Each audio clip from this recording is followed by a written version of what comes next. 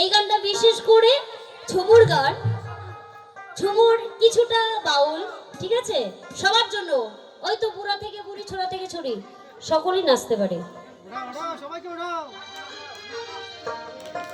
আর কিছুক্ষণ পর মিলন, তাই তো? আর কিছুক্ষণ পরেই মিলন। মিলন দেখে কিন্তু সবাই বাড়ি যাব, আমিও চলে যাব, কেউ কারো সঙ্গে যাবে না। তবে এখন যেহেতু আমরা সবাই একসঙ্গে আছি, সবাই মিলে ঝুমুর গানে এবার